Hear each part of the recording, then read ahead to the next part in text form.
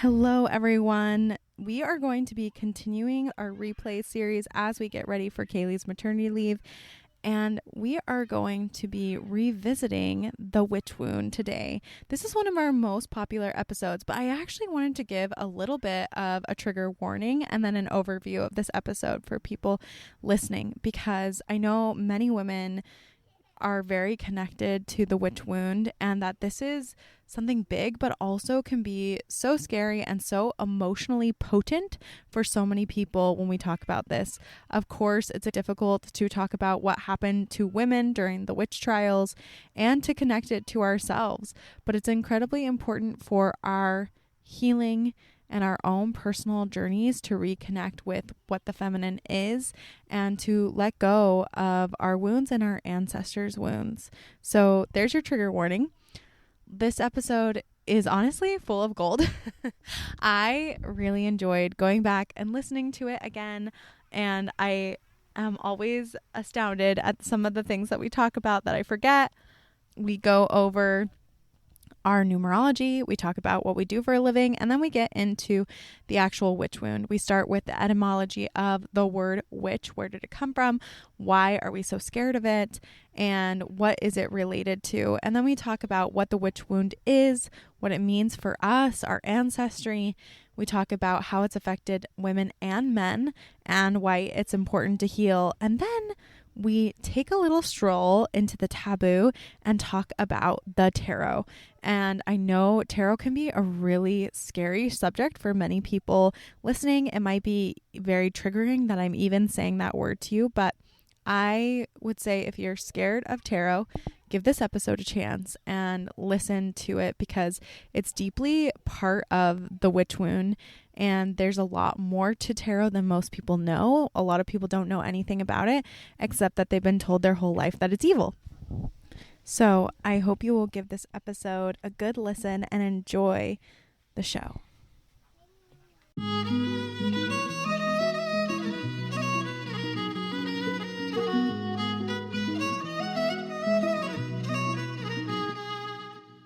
Welcome to the Feminine Alchemy Podcast, where we explore the truth about the feminine, the peaceful, the wild, and the visceral. I'm your host, Jaye Behringer, joined by my co-hosts, Julie Dean Richards and Kaylee Rose. Each week, we explore the deep mysteries of the feminine and help listeners apply them to their daily lives in a practical way. Join us to unlock the hidden wisdoms your soul has been waiting for.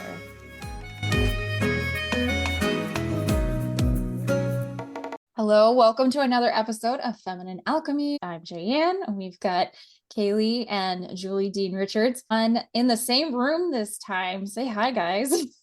Hello. Hi. Oh my gosh, I love it. I can see you both in like one screen, and it's like so cool so tell us what you've been up to and why you're in the same room today, because you usually live like 2,000 miles from each other, right? Yeah, we live pretty far away from each other, but we are lucky. As I think I said in a previous episode, I have been traveling across the country right now. And so Kaylee was kind enough to come visit me, and both of us went to tell him, Kaylee, where we went.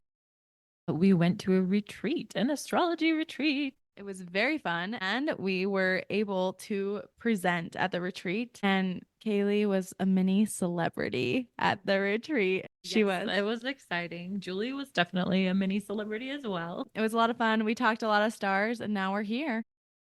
Oh, I love it. I love it. I can't wait to hear a little bit more about what you guys experienced at this retreat. So looking forward to that.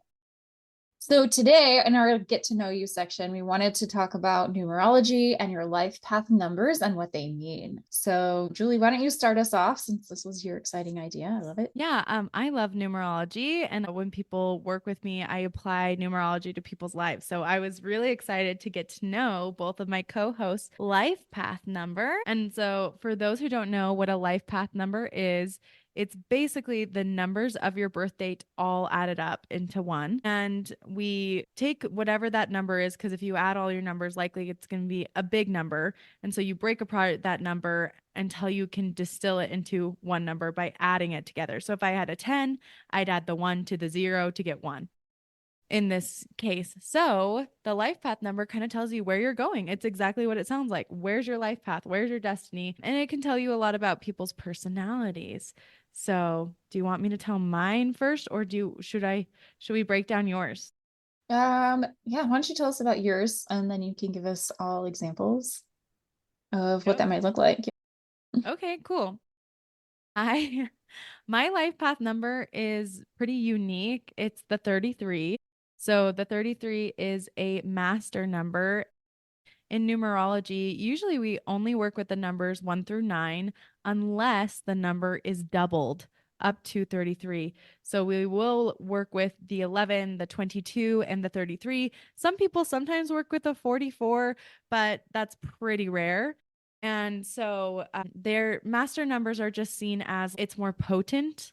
And oftentimes, if you have a life path number that is a master number, a double digit, it can mean you're in for some hard knocks in your life. And it's a little bit, seen as being a little bit tougher.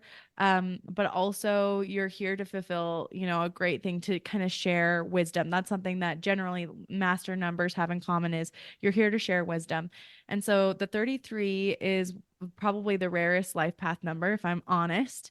And it's all about love in many ways. It's about being able to be kind of the grand teacher. 33 is often associated with Christ because he died when he was 33. And the 3 is also associated with things like the Trinity, triangles, like very mystical things. And so it's that life path of being in service, teaching, being here to become a master teacher, but also with this element of trying to love other people, struggling with love.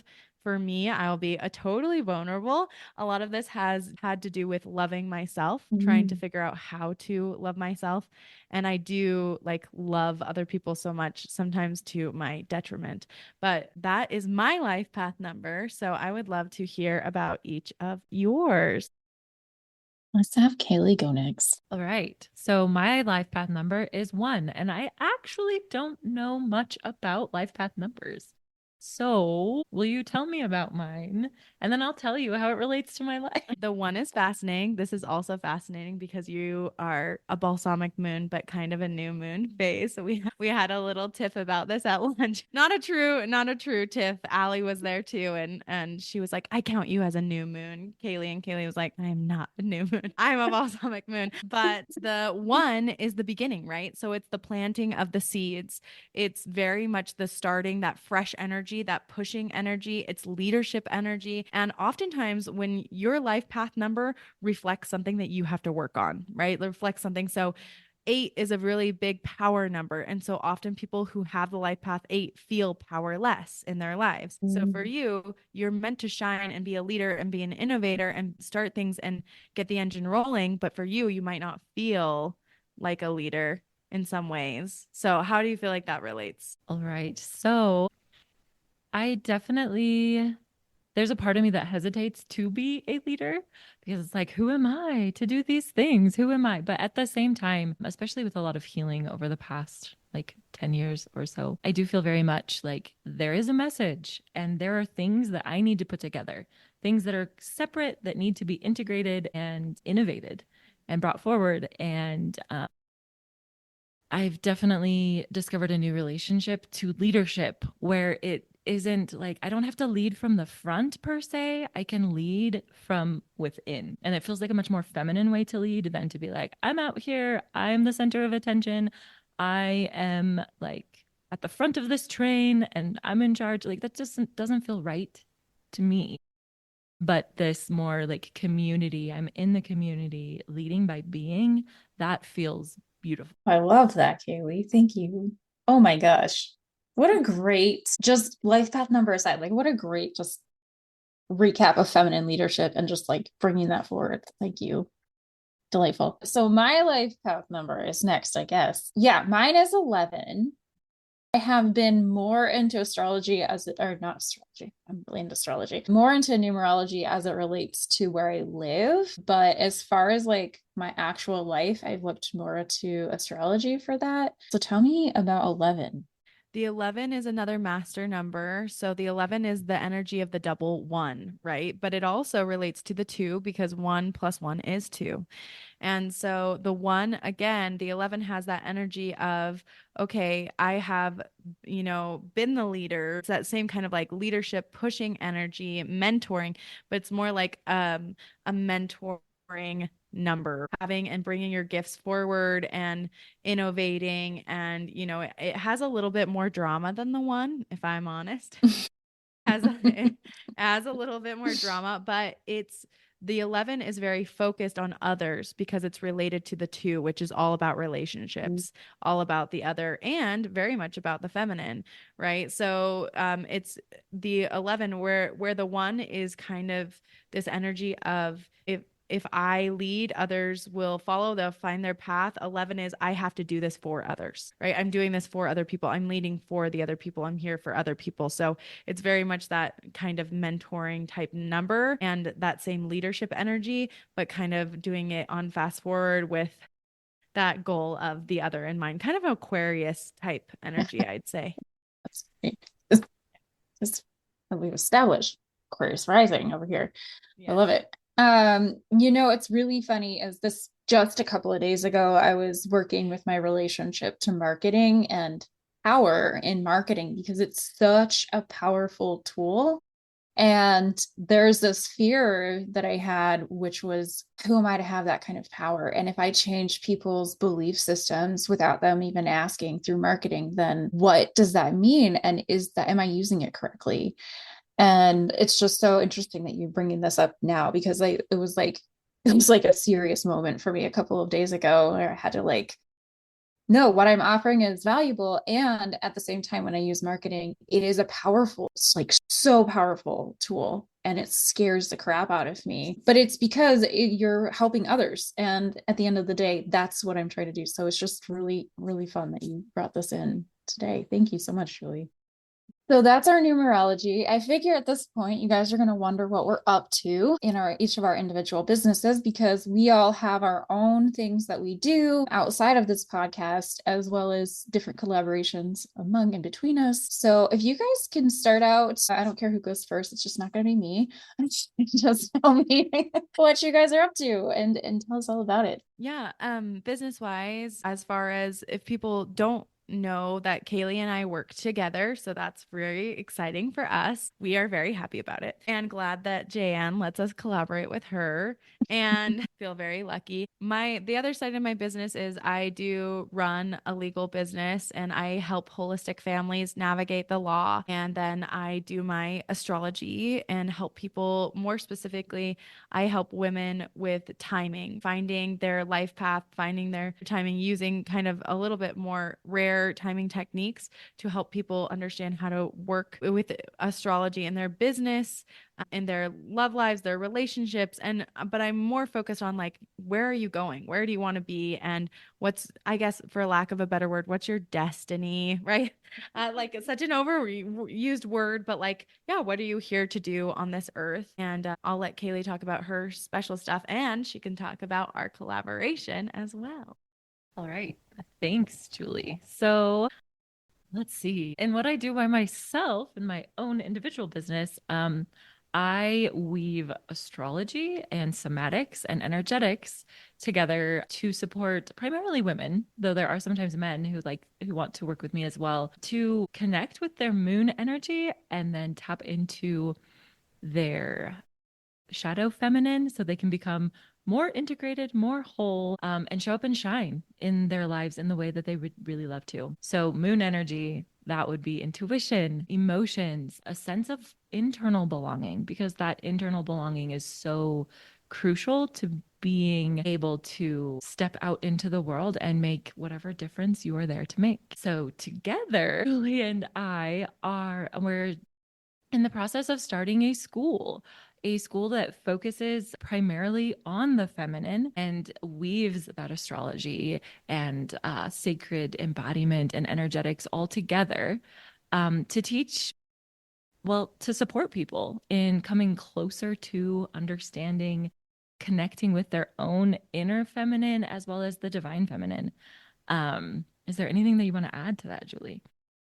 No, I think that was beautiful. A lot of, if you're interested in what we talk about on the podcast, we'll be talking deep about this in our school, helping people. It'll likely be a yearly membership. So you just jump in and you get all the content for a whole year, which will be literally so much content. We have so much stuff and some good plans. great plans, great workshops, great everything to help you to make it really practical. And Kaylee is really great at breaking things down to make them practical. I do that too. Like that's my job, to make it really practical to apply to your life. So, yeah. And the school's called Feminine Alchemist.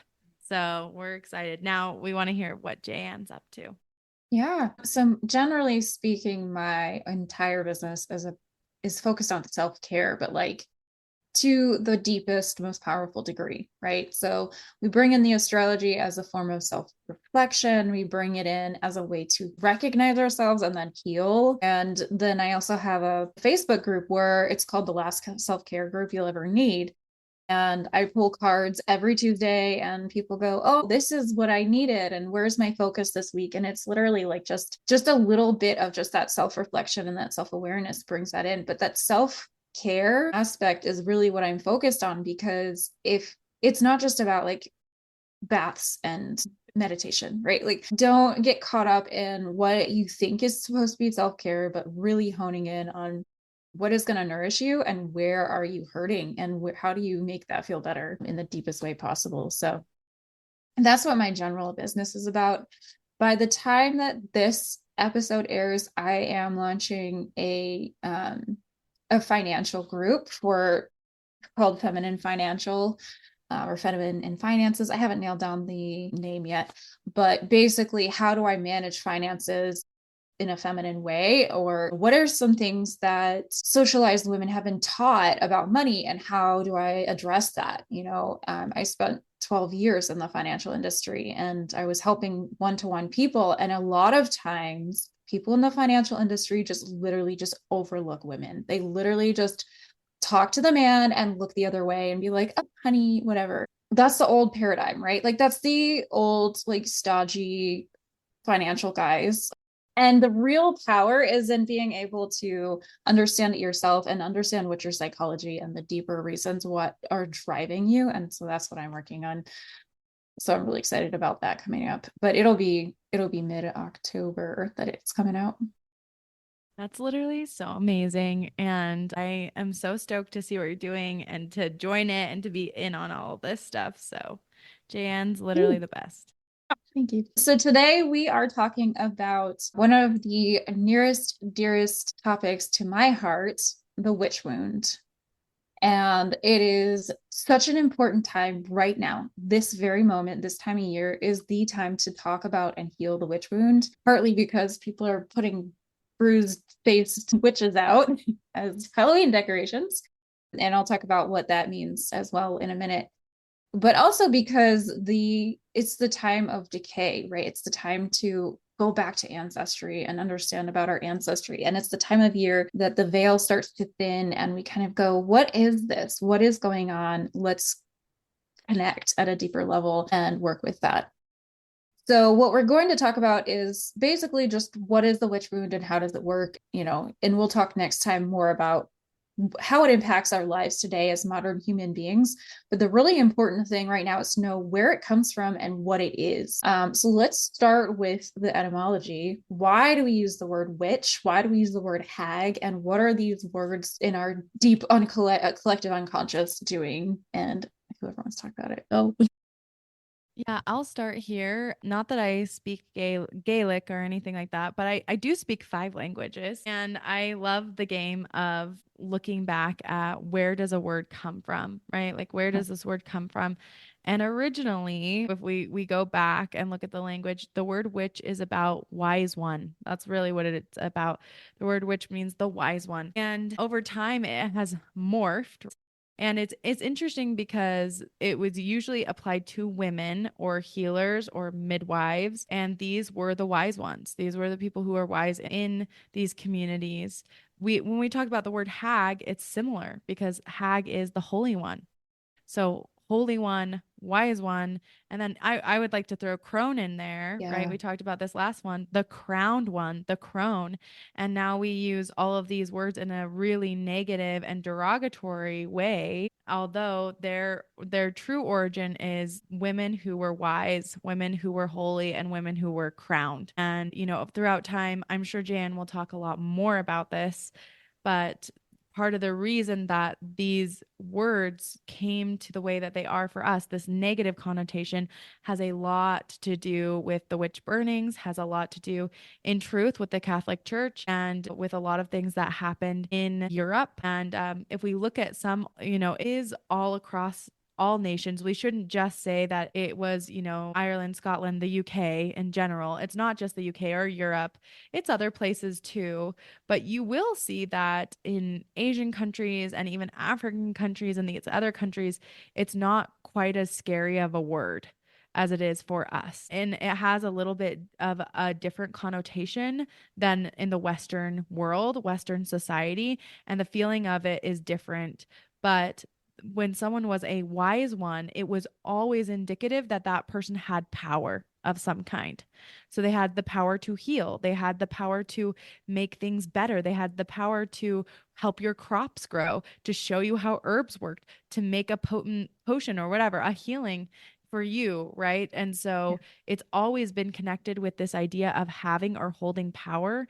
And now that idea of holding power is mostly become negative. I mean, in the last several years and like with Harry Potter and stuff like that, like people like witches are cool in some ways, but I would like to show that that is the thread through everything. Doesn't matter where you go in the world, a witch is somebody who holds power. And it's just our view of whether or not that power is positive or negative. Do you have anything you want to add about this, Kaylee? What's coming to mind immediately is this with this concept of power is that in astrology, the planet Pluto is highly connected to power and also connected to the sign of Scorpio. And Scorpio season, when the sun is in Scorpio, it's around the time that we start talking about witches more.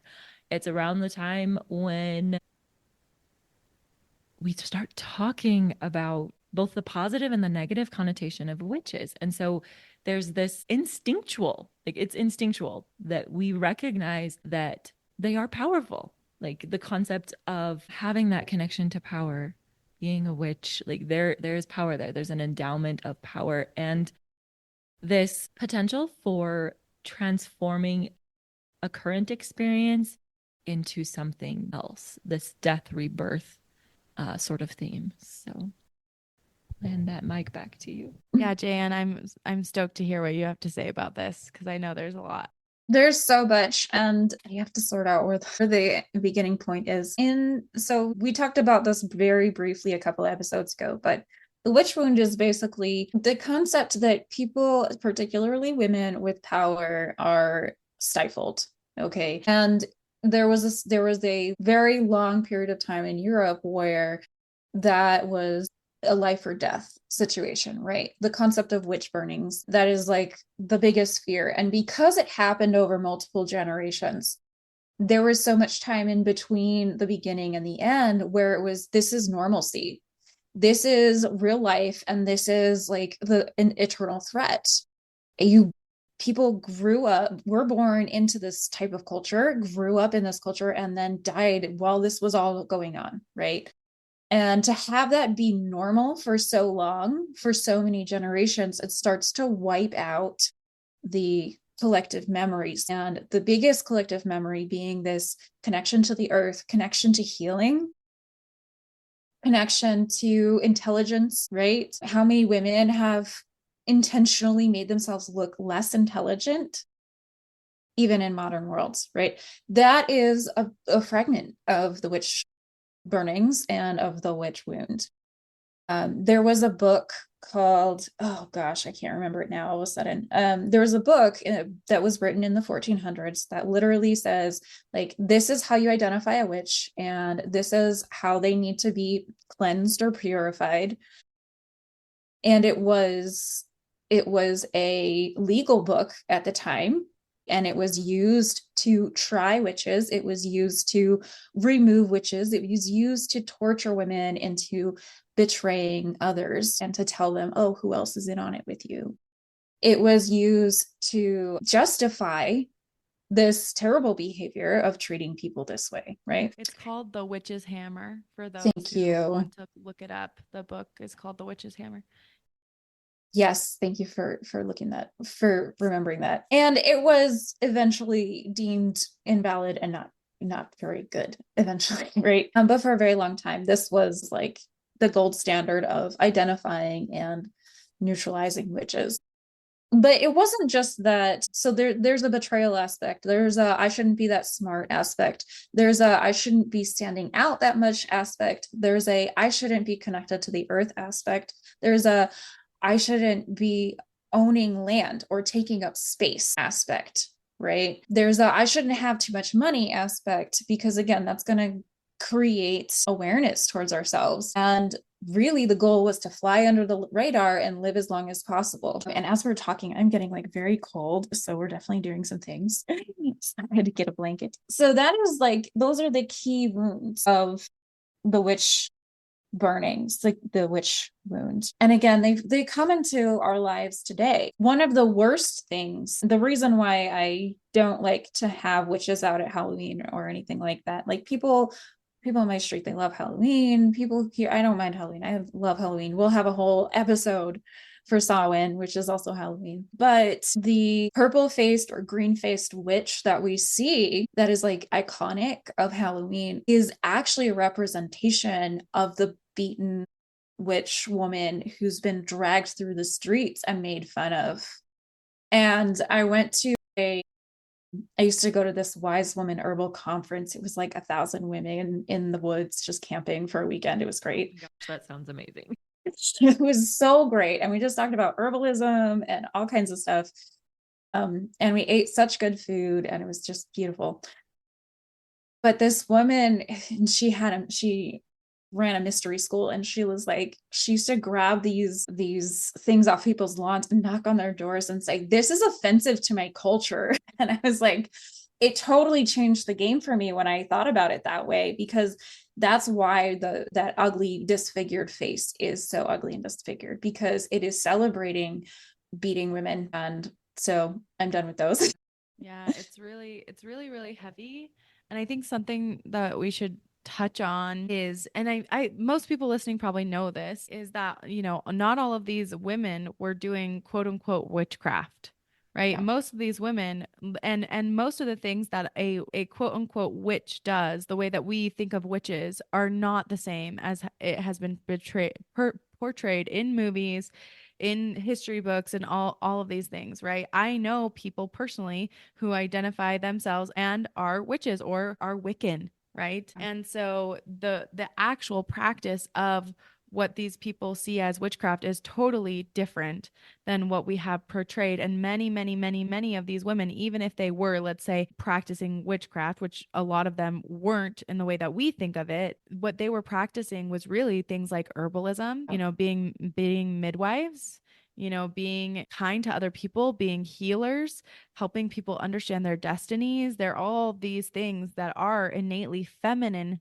things that we do. And that's something to identify here, is the behaviors that women were ostracized for and that their land was taken away and that they were killed for were really innate feminine things. They were things that the feminine does naturally.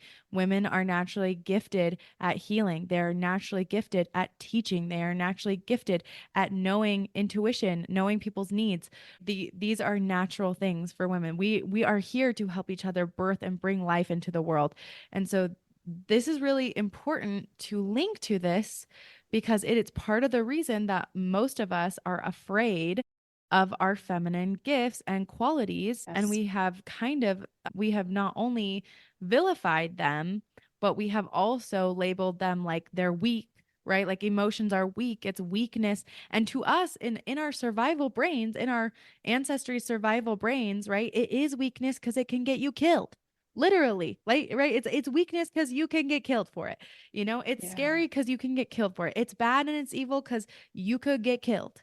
And so it's really important to remember that, because Jayan and I talked about before, because we know about epigenetics and all of these things, we know that we actually literally in our DNA, we carry these wounds of our ancestors. We carry these beliefs just like animals, they instinctually know where to go to their nesting grounds, even though they'd never been there before. Same thing. We carry those with us. So it's important to identify what these women were actually doing. Do you have any other thoughts, Kaylee? Yeah, I absolutely do. I am literally in tears right now because as we're talking about this, the realization just hit me so hard that like if we three women, and probably many people listening to this right now, if we had lived back then, we would have been in serious danger and we probably would have been killed because we're interested in herbalism and we're interested in astrology and we're interested in connecting with our bodies and with the earth and all these things that are beautiful and yes, inherently feminine would have been seen as the utmost, like, get rid of that, stamp that out, kill that, and turn them against each other.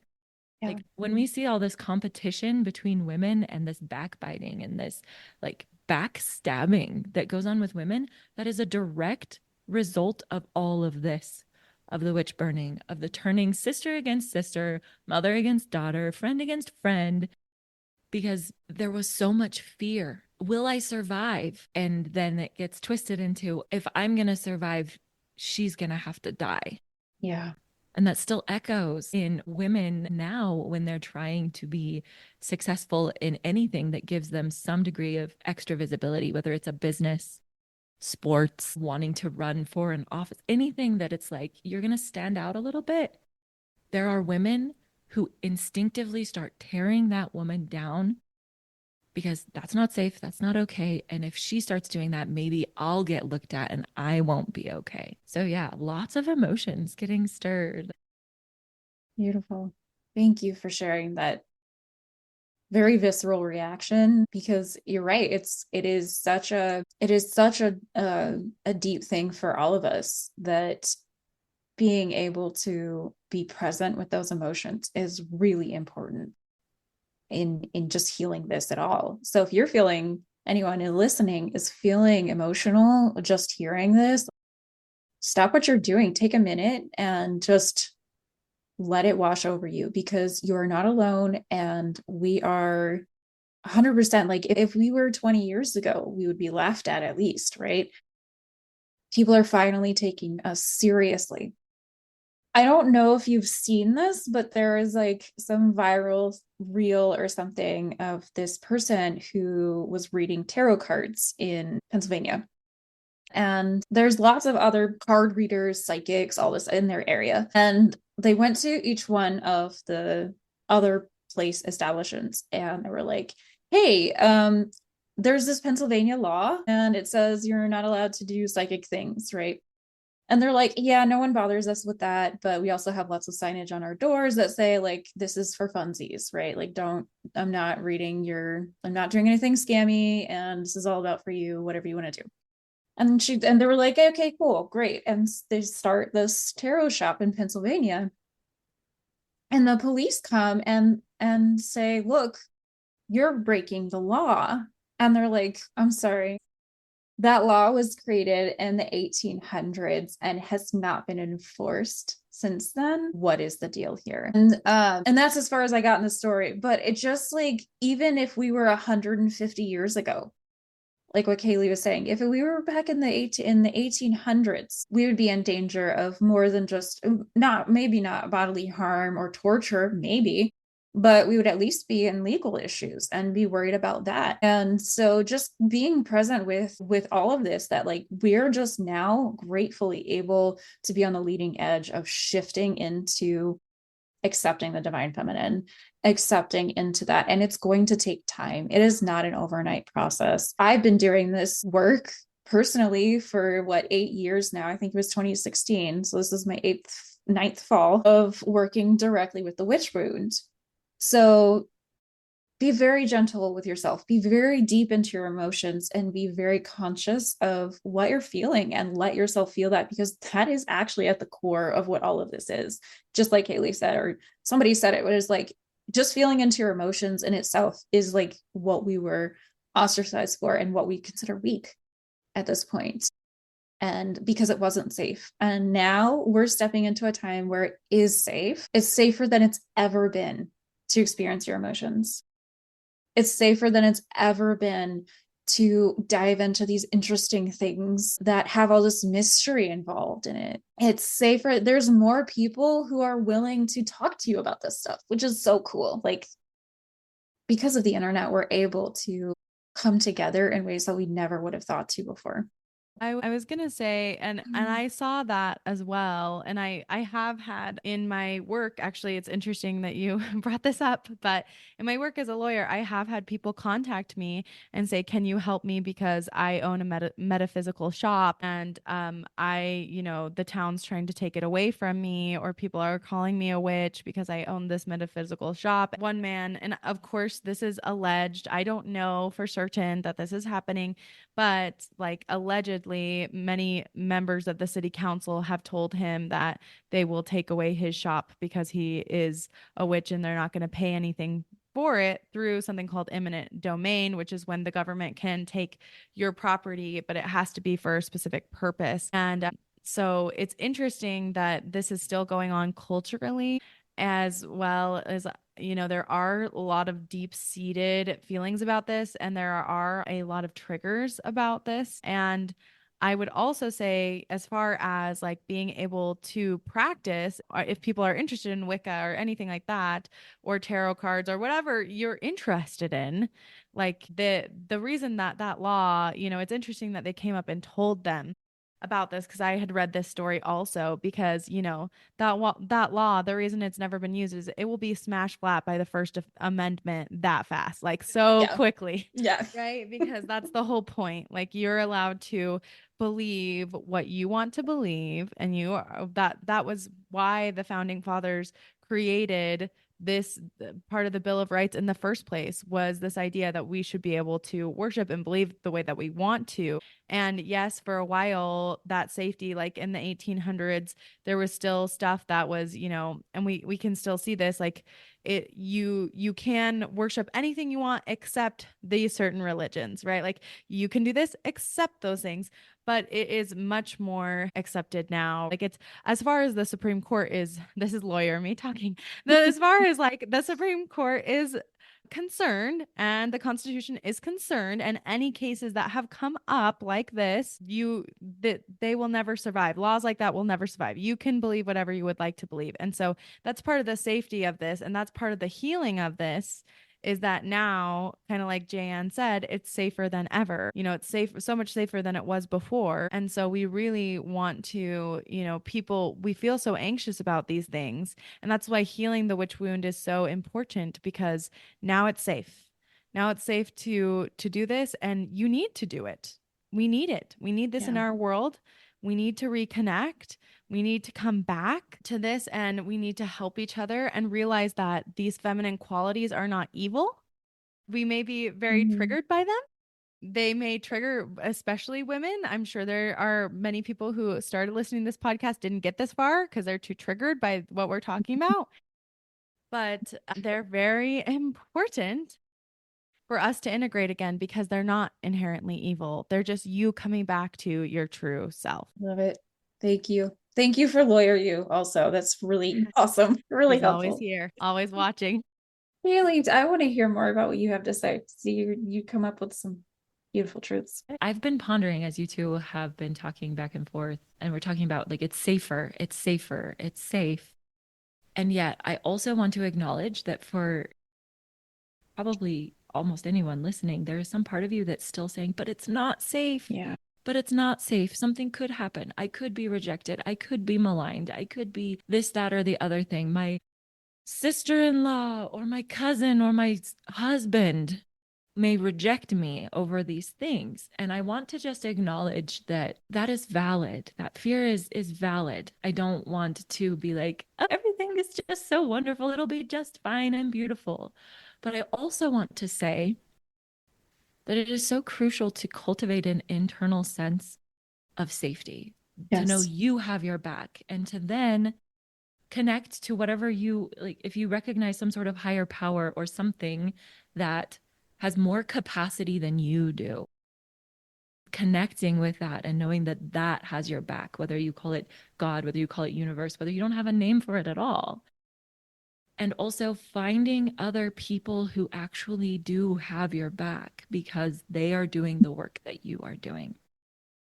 So, no, maybe it's not 100% safe in the external world yet for us to show up in our feminine energy, doing these things that are so intriguing and also so connected to the earth, to our bodies, to the heavens, to all these things that are so beautiful and so significant. Even if there is some degree of unsafety, you can create total safety in yourself and start there.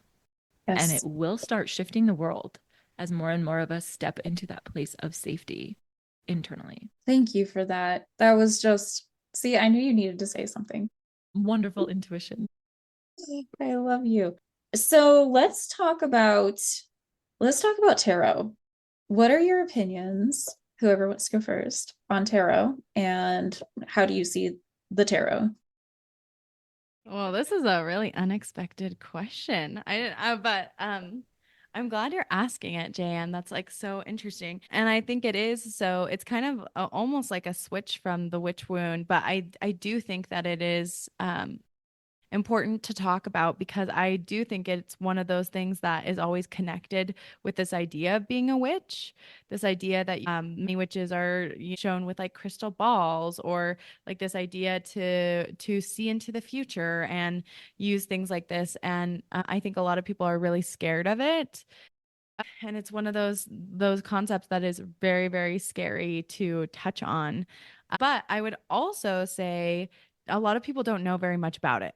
Like most people have no idea where it came from. They don't have any kind of connection to it, and they've never seen what an actual card looks like, things like that. So, to give a little bit of background on tarot, as far as what it actually does look like, the symbols are really deep, and they're actually, for anyone in a Judeo Christian faith, they're pretty familiar to many Yeah. people. They're very biblical. The symbols and the cards themselves are really biblical. But tarot showed up in Italy, actually, and there was a game in Italy. And at the same time, no one knows exactly where it started. Everyone has their own theories. I would say, looking at this is my own theory, even though there are many lots of different theories. My own theory from studying a lot about the Knights Templar is that it actually is remnants of the Knights Templar. A lot of those images, a lot of the stuff. If you go to many of the churches that are built in Scotland and even in England, you'll see the symbols of the tarot. You'll see the Hanged Man. You'll see all of those things there. And if someone is like worried or scared about them because they come from a Judeo-Christian background, a lot of those a lot of the symbols are Christ symbols. They're Christ types, they're Christ symbols, they're Christ consciousness. They're also tied to Judaism. And really what tarot is it's the spiritual journey. So there's a major arcana and a minor arcana. Don't know how deep we want to get into both of those, but the major arcana are meant to be play out as a spiritual journey and to help you understand where are you on that spiritual journey. And they're more used as an intuition tool. And it's the idea that your body already knows what you need. You already know what card you need to look at. You already know what's going on. And so people use them as an intuitive tool to kind of help them get what's in their subconscious out into their physical mind, right? So their conscious mind, that they can look at them and see them. They're made to just help us see on the journey. I will also throw in, again, this is my theory and it comes from my own personal pet projects, but I would say if you look very closely, they hold the story of Mary Magdalene. very much. And if you're into the Holy Grail bloodline stuff, there's tons of stuff there with the tarot. So my theory is probably they come from the Knights Templar, and also I do know for certain the Masons were involved in creating them. Again, that can make people scared, but the whole point is they have deep meaning and symbols, and they weren't made to be evil. They were made to be used as a tool to hone your intuition. I love it. Thank you for your thoughts on that. And thank you for entertaining my seemingly wild switch from the witch wound, but you will see how it all comes full circle. Kaylee, I want to hear your impressions of tarot. I don't know if you what you feel about it, but I just want to know your impressions, your personal experiences with it, if any. Yeah, absolutely. So I know very little about tarot, and my one experience with it actually involved Julie. I was going through some really hard things, and she was like, "Hey, like I could pull some cards for you. How do you feel about that?" And I was like, "You know what? That feels like a good idea." And so she did, and she told me a little bit about like what it all meant. And this was back and forth in voice messages. So it wasn't like we were talking to each other synchronously, like in that moment. And so I had a lot of time to sit with what she said, and everything that she told me as I sat with it. It was like, oh my gosh, she's telling me what I already know, but I wasn't letting myself be aware that I knew. I knew it, but I didn't want to know it. And it was very empowering to come to that place of truth and then accept it. And for me, it was simultaneously an intuition experience, and I don't know that I would fully separate intuition from like spiritual impressions. I don't know that they're a separate thing. I don't know that they are exactly the same, but there was definitely this element of like divine spiritual guidance and my own intuition, like double confirming what she had told me, what Julie had told me, utilizing the tarot as a tool to support me in that time of like, oh, this is so hard and I don't know what to do. So that is my only experience with tarot. Beautiful. Thank you for that. Because the impression is so clear, so great. Thank you. The only reason I brought this up, the big reason, is that this is clearly powerful wisdom, right? And this powerful wisdom was being passed around, just like Julie said, around the time of the witch burnings. So there is a relationship between typical regular playing cards and tarot, because there was a desire to share wisdom amongst women. And so it's like, oh, we're not doing anything weird, we're playing cards, we're playing a game. And then it's like, wait a minute, I like this game, or we can play all these different games. So then there's also playing cards at the same time. And the reason that, and so playing cards are entirely made up of the minor arcana, except for the Joker. The Joker is the representative of the major arcana, which is why it's like, why is there a Joker in a deck? That's why, because it has to do with its relationship to tarot. And so tarot is designed to be a hidden form of feminine wisdom to escape death. And so when you said that about Mary Magdalene, I just got like such a feeling in my whole body, because it makes so much sense. Because again, we are hiding things in plain sight to continue our journey of wisdom, of feminine discovery, and to continue our ability to use our intuition to the fullest and still appear normal, right? But it's powerful. Like Kaylee said, such powerful information that comes through, and it comes through in a way where you're like, why didn't I see that before? I feel like this was such an obvious thing now. It's just like right there. But it walks us through in the major arcana, such a wonderful experience of just the ups and downs of life too, and giving us that hope that like, yes, there's ups and there's downs and there's scary times, and we can step through that. But yeah, so that's why I wanted to talk about the tarot in this context of the witch wound, because it really is, the format is so cool and such a great format that people love. It's called sortilege. It's just like randomness, and it's not randomness, right? It was born out of a space of terror and fear and not wanting to be found, but still needing to continue the work. So Wonderful. You tricky Jayan. There she is. Coming That's around. a Gemini, right? The trickster. There she is. Yeah, we'll have a little bit of coyote in you if you're a Gemini. Right. So what is one thing that everyone wants to leave our lovely audience with as far as the origins of the witch wound and what we want to share about that? Because next episode we'll talk about modern day effects of the witch wound and really get into that. But what do you want people to know about the origins of the witch wound? Okay, I don't know exactly what I'm going to say yet, but I feel like I need to go. So I'm going to do it. There's some intuition there for you. Origins of the witch wound. It can be easy when talking about all of these topics to have big emotions and then be afraid of those big emotions like anger, rage, fear, grief. Yeah. But like we've already talked about, it's the sitting in those and allowing them to process, to feel them, that is the healing. And it might seem like the poison. It doesn't feel nice to experience grief.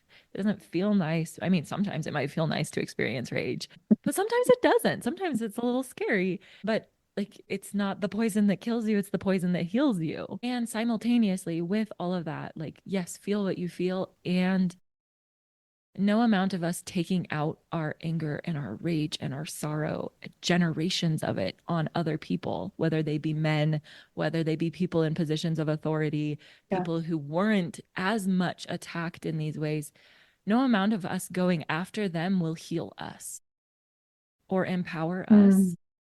It's not an us versus them. It needs to be a we. It needs to be all of us, because men need to come back to the feminine. People who don't think they need the feminine need to come back to the feminine. It's not just for women, and it's not just for women who are already maybe a little witchy. It's for everybody. And that's what I want to leave with everyone. Thank you.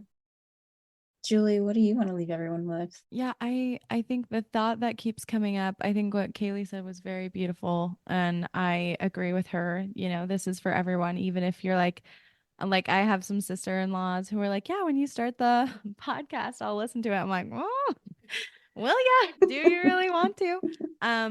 You know, because I think they would be mortified by any kind of label around witchy, right? Anything which the least witchy, but they need it too, right? Every woman needs it. It doesn't matter who you are, and every man needs it as well. Everyone needs to, it's a concept that everyone has to understand, and we're craving it and we're using it in a false way. In so many ways, this is coming out, the false end of it, or like the shadow side of it is coming out in so many ways. We see it everywhere around the world. And so we need to come back to it in more of its pure form. But really what came to me very powerfully was, don't be afraid of your power. Please don't be afraid of your power. If any part of this calls to you, if anything we're talking about has lit you up in any way, even if it's triggered you and made you scared or afraid, if you're still here, don't be afraid of your power. Lean into your power. It's trying to tell you something. You know, we're so afraid. We live in so much fear, and we have so much fear of what we don't understand and what we don't know. And because we don't understand it, and because we don't know about it, we often demonize it. And we need to stop demonizing that, because we're demonizing ourselves. And we're demonizing our own inner power and what could be, you know, liberating and helpful. And so if you have any spark, if this has lit you up in any way, please, please, please, please don't be afraid of your power and seek it instead. Beautiful. Well said. That was for me, I think. So this particular podcast right now, this whole experience, I have been the most expressive about what we're doing than ever. I have posted more about it. I have done so many more things. And I think that it's because I have 2 other women that I'm working with, right? The power of community, right? Of the power of 3, right? 3 is a big, important number, but just in general, the power of community and coming together, like that was the purpose of the witch wound, was of what they did, was to separate us and turn us against each other. And the fact that we have come together, I feel so much more confident to use my voice and talk about these things. I've been trying to talk about this for, 5 to 10 years. And it's now that I feel more confident because I'm not alone and because I have 2 other wonderful women who have my back. And so find your people, find your community, and you will find a lot more that you're looking for. Yeah. Well, thank you so much for listening, and we will see you all next week. Thanks so much for listening. I hope you enjoyed this episode as much as we did. Please make sure to give us a 5-star rating wherever you are listening and share with someone you know. See you next week.